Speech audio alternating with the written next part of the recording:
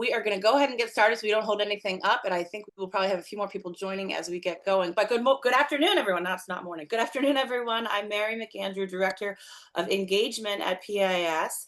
I have Deb Borden, my colleague, with me today, Director of Programming and Research at PAIS.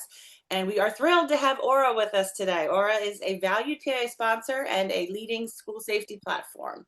They work with independent schools K through 12, maintaining real-time visibility into student whereabouts throughout the everyday processes that schools are already using. I'm going to pass it over to Tiago Pentego today, Marketing Manager at Orah. But before I do that, I also want to mention that we have two PAS member schools representing on the call today. They work with Orah, and we're thrilled to have Pete Donato, Chief Innovation Officer at Springside Chestnut Hill Academy, and Brian Serbin, Assistant Head of School at the Kiski School. So thank you both for joining us today, along with Orah, and we're looking forward to this, and we will open it up to Q&A at the end. The recording will go out at the end, in addition to follow-up materials. So Tiago, I am passing it over to you at this point. Awesome. Thank you very much, Mary.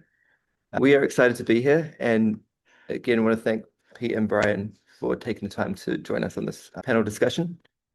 Before we get to the panel questions, just want to put it out there that if you have questions at any point in the discussion, you can just put it in the chat, and Emily, my colleague, who I'll introduce in a moment, will put them to Brian and Pete at the end of the webinar, or near the end of the webinar as well. But before we get to the panel section, I was just going to go through a few of the key findings from our state of 20. Oh, let me see if I can move to the next slide somehow.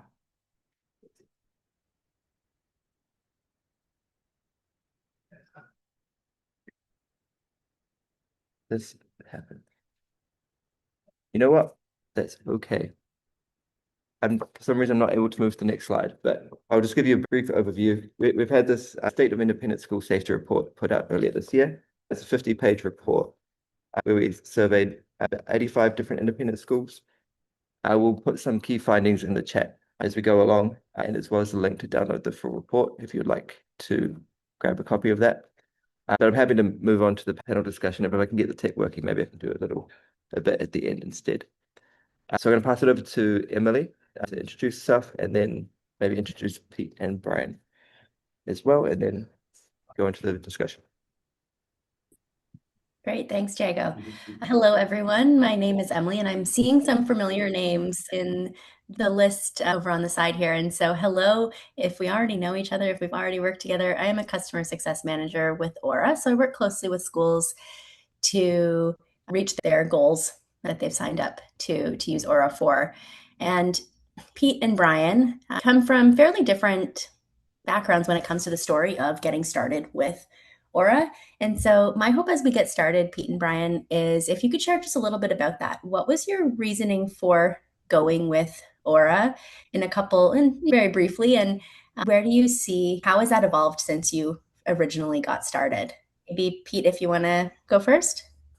Sure. So our origin story, if you will, is we were in a meeting, a management team, senior admin, whatever you want to call it, last April. And the content in the meeting was a little dry. I'll just say that. And I got a text during the meeting from our head of upper school, Matt Norsini, who was saying, how can we improve the way that we do attendance? And that just sparked a conversation. A week later, I was at the Atlas conference.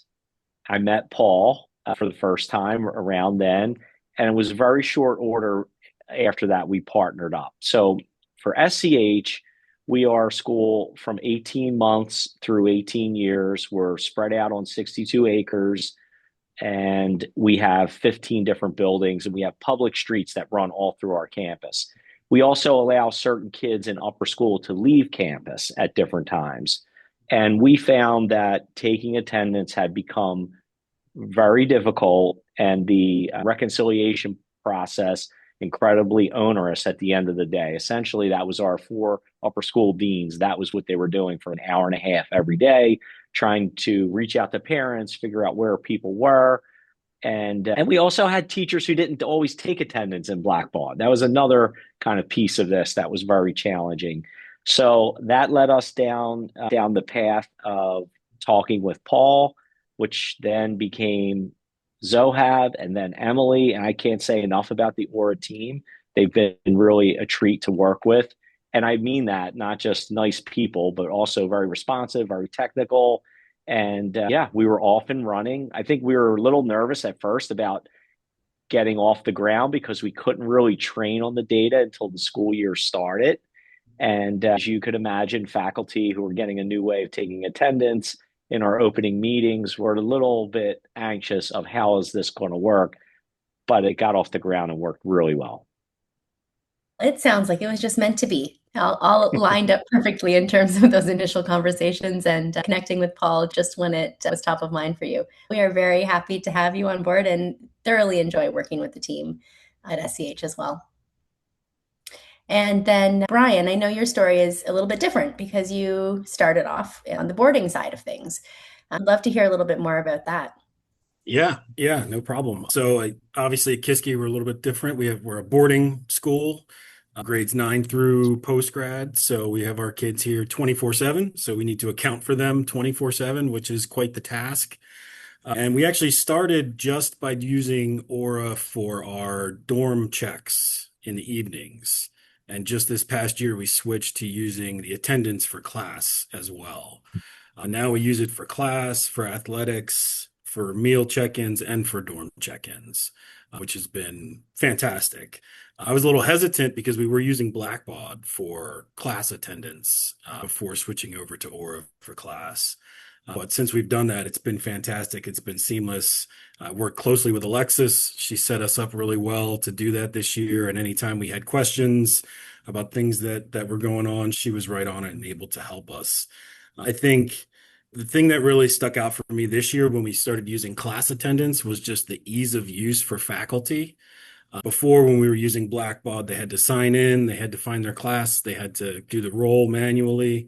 And Orah has a Chrome extension where they can just click a button and their roll pops up. And it's just, I knew it wasn't going to be a problem when after the first month, I didn't hear any complaints from teachers. So it was good. It's always great, right? And if they're not saying anything, you know that something's working well. Yep. And so it sounds like the common thread here is just that need to know where your students are, right? That importance of knowing where your students are, whether that is from 18 months to 12th grade on a large campus with streets running through it, or whether that's a smaller group of boarding students really needing to know exactly where they are. And you spoke to it a little bit, Brian, but what did attendance look like, that bigger picture of attendance look like before Orah? Yeah, before Orah, what it looked like is teachers having to go in manually and sign into Blackbaud, put that in. A lot of times they would forget to do that. And one of the features on Orah is after 5 minutes into class, it'll send an automatic email reminder to them to do that. But before that, it was a lot of weight on my back to follow up through Blackbaud or go find a teacher or email a teacher if a kid's missing. And now it's set up that if a kid gets marked absent, I get an email, several other deans here get an email. So it's just much more automated now, a lot less, I would say, manual labor, human labor on that end, which has been good. Yeah, drawing your attention where it needs to be as opposed to having to go searching for it sometimes. Correct. And would you say similar things, Peter? Yeah, and I would say also too, I'm sure it's the same experience for Brian, that it allowed us to better track and find patterns, identify issues much earlier and much more easily in the school year so that we could have those important conversations with students and sometimes parents about kids being absent, what the impact of attendance on grades could be, or perhaps students who are tend to be absent when we're giving a test. And that was another metric that we were tracking. And the idea that our deans, our head of upper school, can be doing strategic work with families around student success is way better than them contacting parents to find out whether or not their kid was supposed to be in school that day. Yeah, taking some of the time spent, it used to be spent on manual tasks, inputting information, and having them be able to have those face-to-face conversations. That's what we hear from a lot of schools as well. And thinking back to your transition of getting started with Orah, What would you say the first 30 or 60 days looked like for you? Was there anything that came as a big surprise, either positively or negatively? Maybe Pete, if you want to jump in Okay, first. sure. I was biding my time there. I would say Really the, thinking the, about it. the biggest surprises for us were how seamless it was and how on board our parents were from the beginning. We had been coming from a world of an email address that parents would email into or perhaps call the upper school assistant. And we put a lot of effort in late August and early September into a communications campaign of saying those formats will no longer be monitored, that Orah is the way that you're putting in passes, we're doing attendance. So there is a parent partnership piece for us for sure, because our kids are going home every day. And we were pleasantly surprised of that first month how few issues we actually had. And I think a direct quote from one of our lead dean on this project was, I will add that the transition was more seamless than I thought it would be. Any new app has a learning curve, but fortunately, the majority of SEH faculty and parents were on board right away. The automatic alerts definitely helped. That's so great to hear. Love that. And what would you say, Brian, in terms of that first 30 to 60 days? And I know your transitions came in two parts, right? Transitioning on to use with boarding and then again with attendance. So whichever one sticks out in your mind. Yeah, I think it was just the ease of use for our faculty and then just the time that I got back from chasing kids around in the morning, being a boarding school. Most of the kids are here, but we have a significant day population as well. And parents were really quick to, if not putting a pass in early if a kid was going to be absent, to email us even quicker when they knew that we were using Orah. I was glad to have some time back early in the year. And I know we've talked a little bit about parents putting in passes and alerts going out.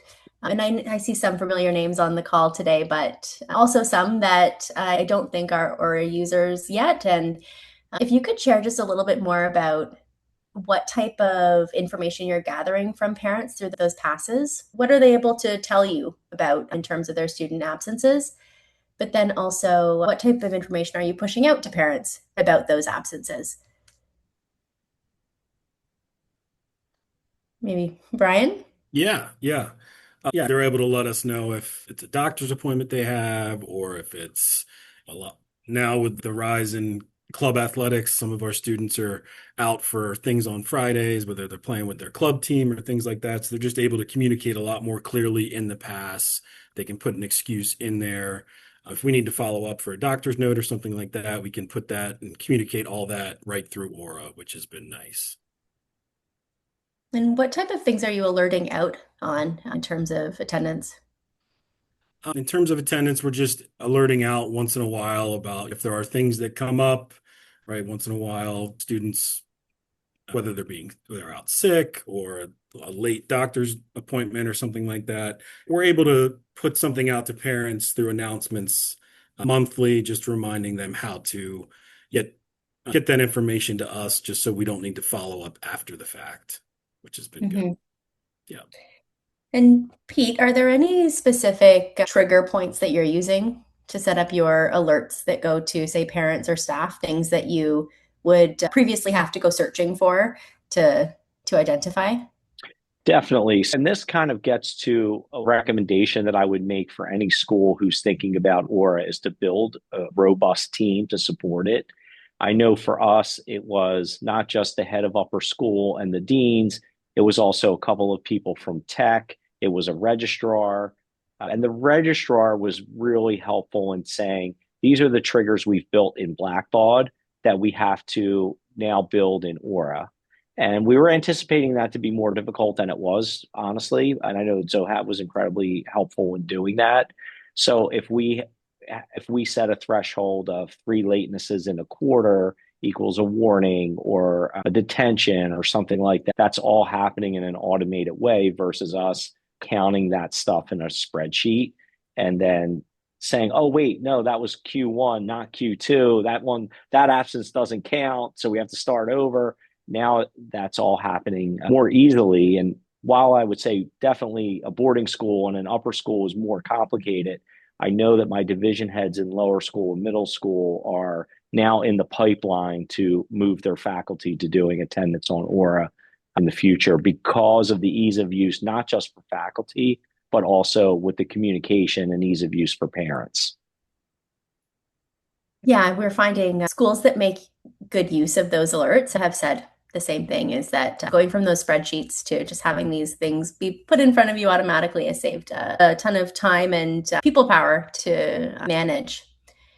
And so speaking of time, can you share any other ways that Orah has saved you time? Anything that comes to mind? Look at my notes here. Yeah.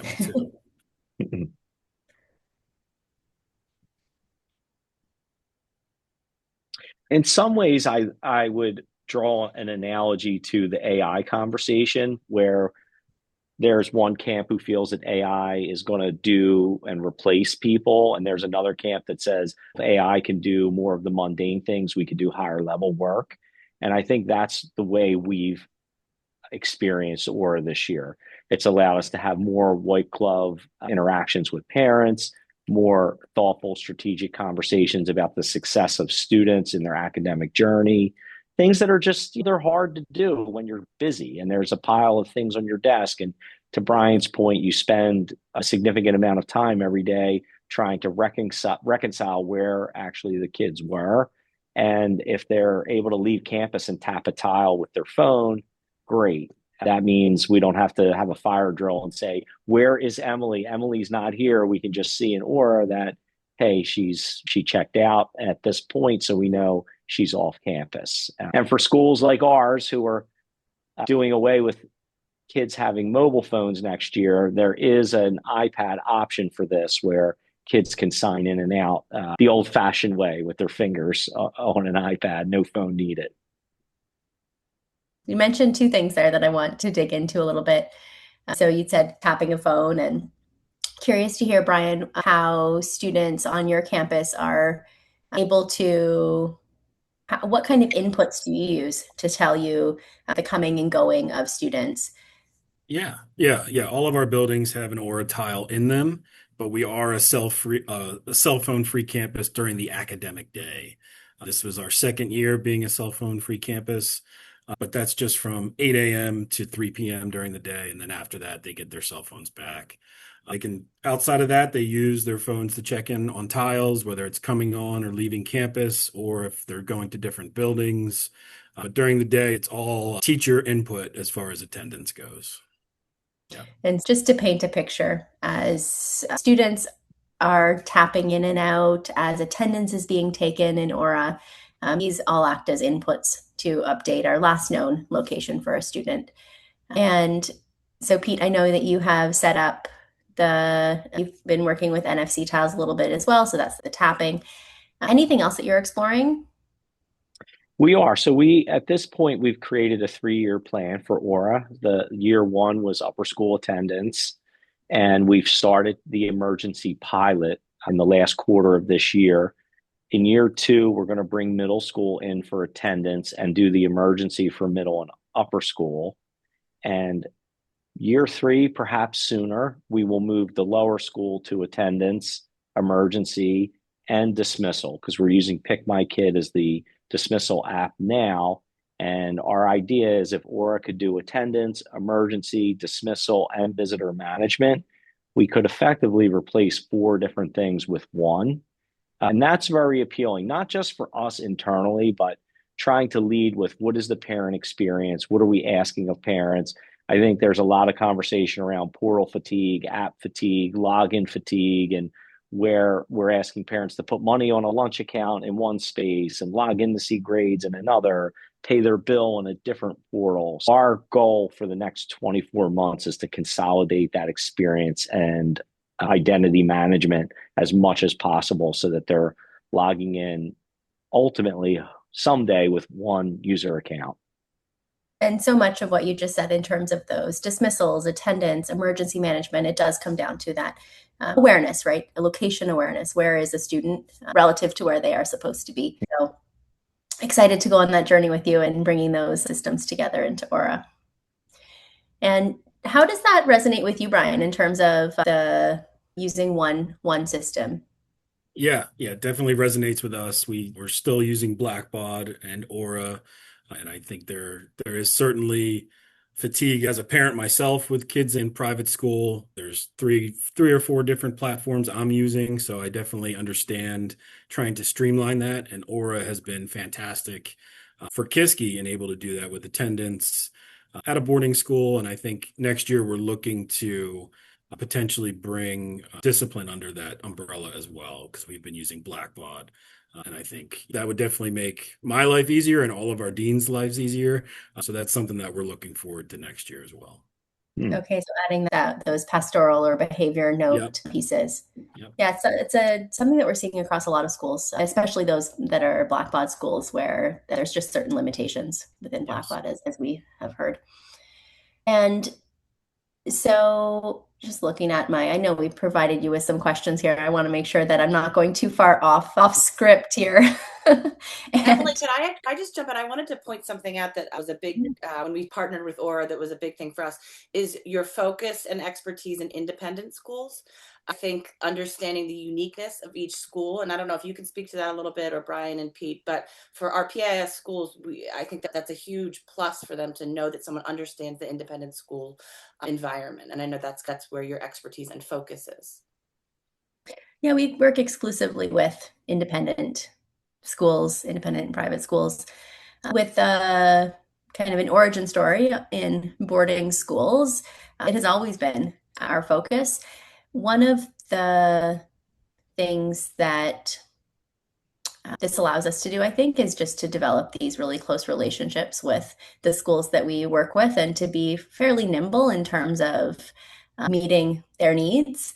So if we look at our product now as opposed to even a year ago, a lot of those changes, they have been guided directly by that work with independent schools. And maybe, Tiago, you have more to add on this. Not too much. I think it is central to what we do. Like, we focus on independent schools, and it guides the product decisions we make, which I think at the end of the day means just a product very custom built for independent schools. And because of the history of boarding schools having such a much more complex workflow than even Pete said before than a day school might have, it means we've had to build in a lot more customization, ability to customize different processes. That now means the schools where independent schools have to, you're trying to sell a very specific experience to parents as well. I mean, to customize it to how their school runs is a big plus for a lot of customers. Actually, one thing that did come up as Pete, you were talking before, that I was interested to dig into a little bit, was around the parent experience too, because obviously for a lot of independent schools, that's a big thing when bringing on Orah. Like, what is the experience going to be like for parents? Would either of you be able to talk a little bit to kind of, have you experienced those hesitations when looking at Orah, and then how you went about rolling it out to parents, what that experience was like? And all that. I don't know, Brian, if you use it with parents. Yeah, we do. As far as passes go, really that's their limit here, just putting in passes when kids are leaving campus. We send a training out to all of our parents late in the summer just to get them on board, get them online. And it's really super easy for them to kind of get it figured out. It's very intuitive. It's not many questions come up from them. It's really, oh, what is this? What is it for? Oh, now I figured it out. And it's pretty seamless for them on their end. Back to what you were saying earlier, Tiago, one thing I certainly appreciated Kiski is Orah's ability to ask us for feedback on how things are working and work with us and customize things as we need them. Sometimes I felt like a little bit of a guinea pig just because Alexis was asking, what do you need? How do you do it? And it's just, she's wonderful in making sure that we get what we need out of Orah. So it's been good.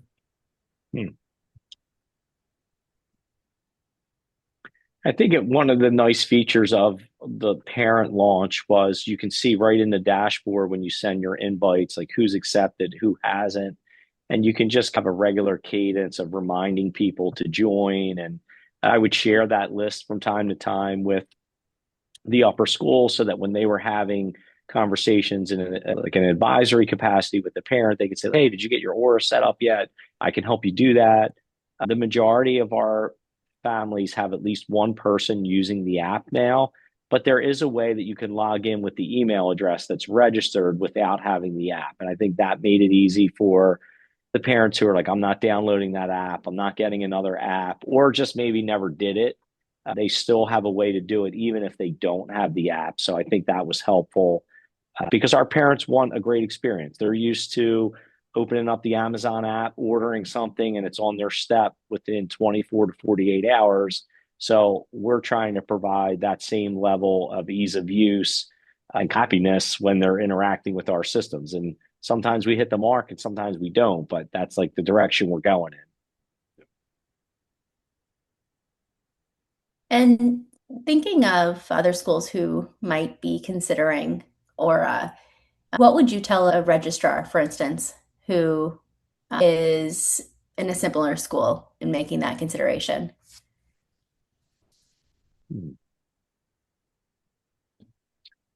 I'll say that for us, we are a school that's a product of a merger, and the merger was 15 years ago, but sometimes we joke there's still some scar tissue related to that.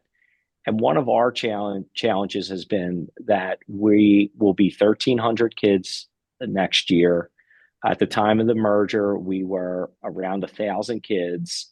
So we've grown a lot, but it's not just in numbers, it's the complexity of an organization as you grow, whether that means you're a boarding school and you have all those complications, or you're an 18-month to 18-year-old student body, that things are complex and we need easy systems. We have very thin teams. We all wear lots and lots of hats.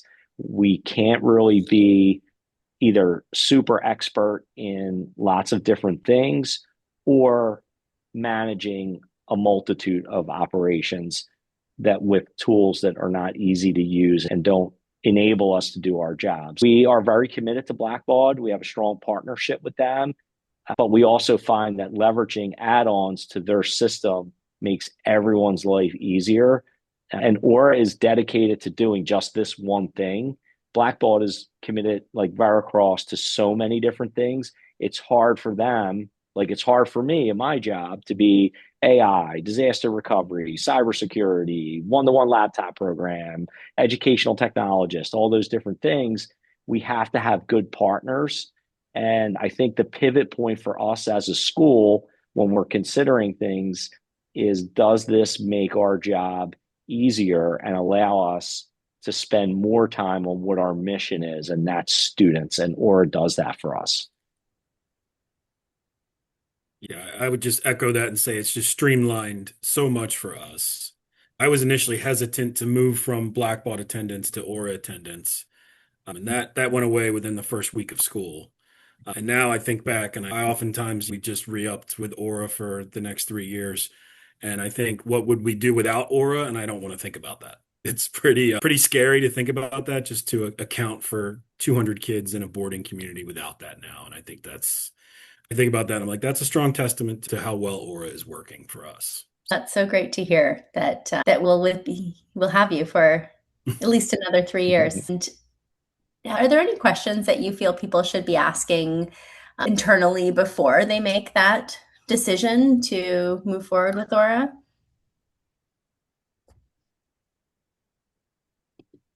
The only thing that comes to mind is having someone be the Orah czar, right, and be in charge of that. It's important that someone wears that hat and has a team of people underneath them that can support.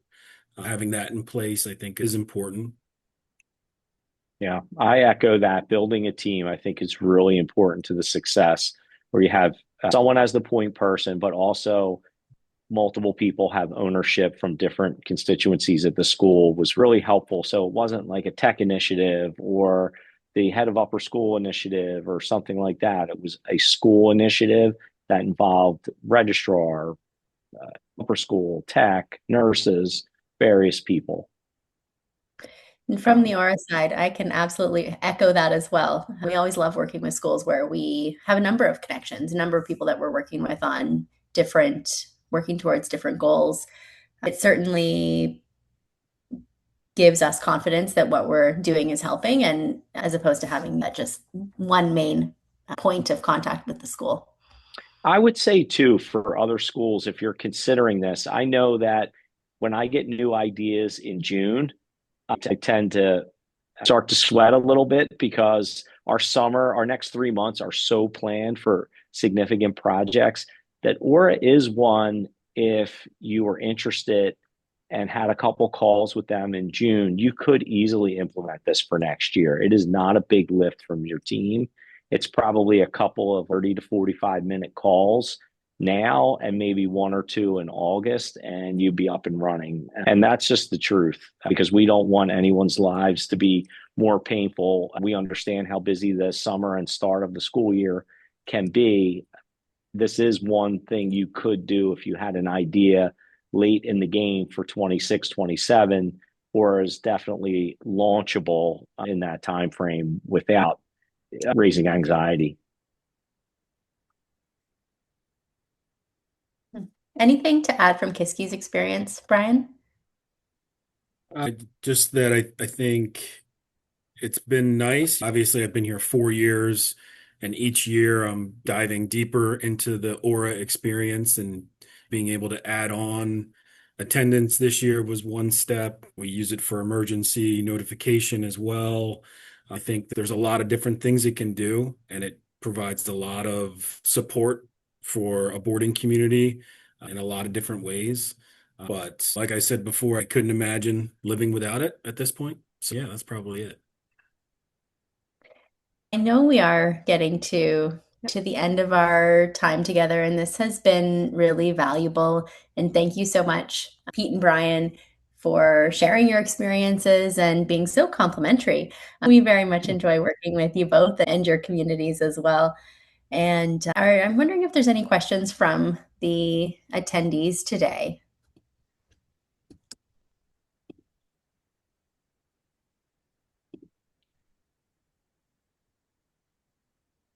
I don't see. You did such a great job. There's no questions. All right. Then why don't I pass it back to Tiago for a minute? I think he has some closing words from the Orah. Yeah, I was going to say, I'll go run through a few of those key points from the school safety survey. And if while I'm doing that, anyone has any questions, feel free to put it in the chat. Otherwise, we can round that off. And I've also just put in a few links in there in the chat there for anyone who is interested. But just quickly, managed to get the tech working. This is the State of Independent School Safety Report that we ran. We did it in partnership with Atlas. So Atlas is the Association of Technology Leaders in Independent Schools, a conference that we go to every year with them. It's where we launched it, and Pete mentioned it earlier, actually. So the research was run with 85 different US independent schools. We focused on kind of 9 different core areas in this survey, so we're quite deep into the different school safety practices that schools are operating in. And these are just some very high-level key findings. If you want to dig into it, I'll let you go down with the report. But just at a high level, obviously, we will probably know that incidents aren't theoretical. 76% of independent schools we surveyed actually did experience a type of incident in the past 12 months. Of those, the emergency response aspect, particularly from the start of a muster or when the emergency starts, most schools, there's quite a big range of times that it takes a school to account for students in that emergency, but only 21% of them can actually account for all students under 4 minutes. There are a lot of different factors that the report goes into as to what goes into that, but that's at a high level. One thing that I think both now Brian and Pete would be able to assert is that only 41% of schools are able to say even who's on campus at any moment. That's essentially the problem Orah is trying to solve, is knowing what your students are. So we're trying to increase that number of people who are confident that they know what their students are. And sorry, I'm just blazing through this, but you can again download the report if you want to get in more detail. But on average, it takes 32 minutes for a school to account for a student if they marked as unexcused absence. So if the student doesn't show up for school and there's no reason for that, it takes that long for schools to account for them. And lots of them don't have even a process in place for that too. And so that's the stat I was referring to. So 44% cannot reliably confirm if a student is safe within an hour as well. So again, that's just a high level of what will be the stats. If you want to download the report, there it is. I can send this out afterwards as well, along with the recording of this webinar. But I just want to quickly say thank you very much to Brian and Pete and Mary and Deb as well. We really appreciate the partnership with all of you in different capacities. I appreciate your time taken here today to share with the community your experiences. And yeah, I will pass it over to you, Mary. Have you have any parting Well, words? thank you. Thank you so much, Orah, Tiago, and Emily. We really appreciate your time. Thank you to Pete and to Brian for being on and sharing your experience. And then thank you to all the participants. I will be sending a follow-up email tomorrow with the recording and some of these materials that Tiago has touched on, the slides, and also their contact information. So any follow-up you wanted to do, I'll have their contact information if you had any specific questions. But again, we appreciate everyone's time. We know it's such a busy time of year. And thank you and have a wonderful afternoon. Bye. Thanks all. Bye. Thank you.